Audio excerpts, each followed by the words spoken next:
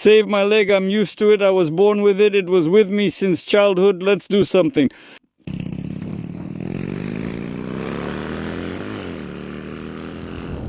Since today we're visiting the 36th Marine Brigade and a lot of our friends are there too, everyone asks what our attitude towards them is.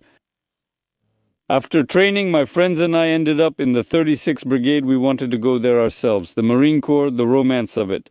They told us about the sea, and then they said we would soon enter Crimea with a parade march, that it was all close. Well, our first encounter with water in the 36th Marine Brigade happened at the beginning of the famous Krinky operation. We were just starting these assaults. It was the first days, and my commander called me and said, "You'll be in charge of the evacuation point." So you land on the left bank, the infantry lines up in chains, everyone shouts hurrah together, runs deep into the peninsula, and we drive them toward Crimea. Your task is, after landing on the shore, to set up the evac point. The evac point is where the wounded are gathered, and if there are any, you'll be in charge there. Boats will come and go, you'll act as a dispatcher. Then equipment arrives, they set up a pontoon crossing, and then aviation comes in. Cabs, all of that is covering us too. Missiles, tanks, infantry, artillery fire, basically everything. We loaded onto the boats, and I was the group leader at that time. The groups were made up of 5 people, so 5 people would get into a boat. We got into the boat at night, with distant explosions all around. The brigade had already crossed to the other side, so the fighting was already going on there. Everything felt so solemn, like the anticipation of a holiday. We got into the boat. These were actually our first real combat missions, and we got into the boat. And the first thing our motor operator told me, the person who controls the boat, that's a separate role. He says, "Listen, by the way, greetings to him. We still keep a friendly relationship. He's a really good person." And the first thing he told me was, "Listen, this is my debut as a boatman. It's the first time I've ever seen a boat, motors, everything. And I really ask you, we're about to head to the other side. I see you have a night vision device like the older group. Just look ahead and show me the direction to go." So we started from one district of Kherson. I'm from Kherson myself. I know it's my hometown. I know the area very well. So I'm standing by the boats like this, Jack Sparrow, with a monocular. I remember it well, Harris, expensive. I signed for it in the logbook. It cost a lot of money back then. They said that whoever loses it will be responsible. Well, that's how it was. So I stood there like Jack Sparrow looking through this monocular, and I'm thinking the boat's setting off, everything's going great. By the way, all this happened on Friday the 13th. For sailors, this date is considered not very lucky, but I didn't believe in omens back then. We had just started when one of the guys said he forgot his helmet. So I radioed the company and he said, You can't have a soldier without a helmet, turn back." I said, "Luzechka, we're turning back." Friday the 13th and we're turning back. Well, I thought everything's lining up, all the signs point to things going well. We turned back, grabbed the helmet, and we're going, I'm like this, Jack Vorobey, a bit to the left, a bit to the right, and between the Antonovsky automobile bridge and the railway bridge, the fog cleared up, and we started out in the fog. We said it was good, but the fog cleared up. The sky was so bright, starry, clear, a full moon, so now I understand that we could be seen from the moon. And we went adrift. The rear boat made contact and said that they were still in the fog, and it would be good to give them some kind of landmark so they wouldn't get lost.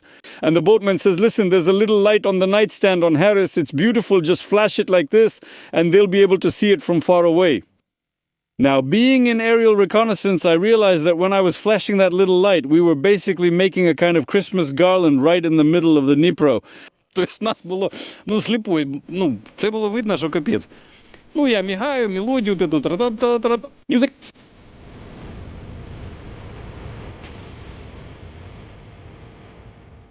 The boat moves out and goes forward. Our mechanic starts the engine, and then I hear the distinctive sound of a flying 62mm mortar shell. I remembered that sound, I think, for a very long time. It was so brief. And it explodes right next to us, hitting right by the boat behind me, maybe 3 or 4 meters away. An explosion, flames, fire, all of that. And I felt that my right leg, it was like someone poured a kettle of boiling water on it. I look down, but it's dark. Everything went dark again. I look at my leg, and it seems like I can see my own bone. My leg is just open like this, just exposed. That's how it was. And I shout, I inform my colleagues according to the instructions just like we were taught. I say 300 and wait for some kind of strong reaction. Music! Silence. The boatman is shouting. I'm concussed. I can't hear anything. The boat was hit by a blast. It was torn apart. And assault boats, they're made up of multiple sections. If several sections are torn, they will still stay afloat. But not when there are 5 big guys sitting in there with equipment and all that. Well, and the boat's going flat, so everything went quiet. The water settled after the explosion and the smoke cleared. Silence falls. I realize if they fire again now, even without adjusting, there's no point in trying to escape. But I don't know what happened there. Either the motor jammed or they ran out of shells. Like the joke says, either the devils are drunk or out of firewood. Music, everyone hit the ground? Well, I realize that's it. The boatman says but he's shell-shocked. He can't hear anything. He shouts and I can't hear. And the guys, thank God, froze. Nobody panicked. Well, everyone just froze like that. Music.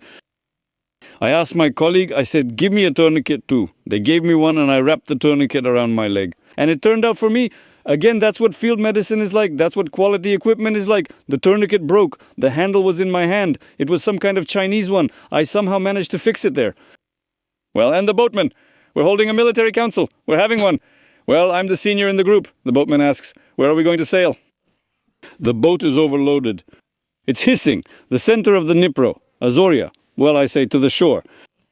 He says, to the landing point, it's about 10 kilometers. I say, let's land the troops. We'll figure it out there. And somehow the boat started. We approached the landing point. He shouts, jump! No, we go. I feel like it's already getting tense. I hugged Kolya like this. Greetings to him too. Kolya is a student. I hug him like this and say, Kolya, hold me. He asks me, how should I hold you? I remember a movie, The Meeting Place with Meriton, can I? I say gently, gently, and he held me. We reach this shore and the boatman shouts, jump, it's shallow here. But according to the instructions, guys have to take off their life jackets and jump without them. That is, the jackets stay in the boat, they go for the next group. Everyone took off their life jackets, but everyone was still wearing armor and carrying ammo as they should. The guys start jumping into the boat, but it's deeper than the boatman said. About this deep. As everyone jumps, I only see their heads.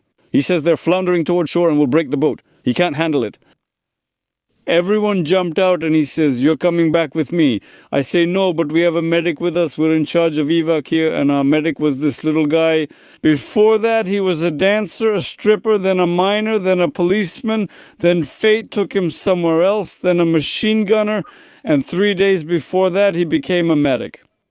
And I shout to him, call him, and I see him swimming, and he was so small, his helmet was huge like a mushroom, and he's swimming like this, doggy paddling, making a splash, coming closer. I say, listen, what should we do? He leaned in, looked at my leg, his eyes got so big, and he said, no, I can't do anything, go back. And he pushed the boat, and the boatman says, listen, let's try to turn around. I say, what do you mean, let's try? Look, how can we just try? We turned around, he pulled the motor, something got stuck, but it eventually started. I lay down along the whole side, he threw me another tourniquet, I put on a second one, and we're heading back. I'm lying there, like in the song by Irina Bilic, and I'm floating in the boat, and I feel so calm, looking at the stars, the clouds are drifting by, and the grads are landing. Thankfully, there were no FPVs back then. If there had been, I think it would have ended right there. Well, somewhere the grads are landing, somewhere there are some rockets, I see them flying. From our side, they're firing Excaliburs to the other side. The shell flies up, then it has this kind of jet charge, and it flies off somewhere over there. Beautiful. We sail back and they transfer me and take me to the hospital. Kherson Hospital, I'm Kherson born, so I know the good places. They bring me in, the surgeons gather around me and say, all right, let's have your name, surname, company, all that information. At that point, I was already, you could say anxious, and I said, let's forget about all that.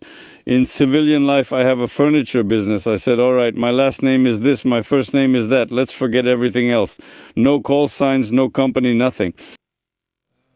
I gave them the address of my store and said, now everyone goes there and takes a sofa, a bed, whatever they want. Just save my leg. I'm used to it. I was born with it and have had it since childhood, so let's do something. Friends, let's get together, let's brainstorm, do something. Now they're saying, well, maybe we can save the leg. I said, no, maybe isn't good enough, yeah.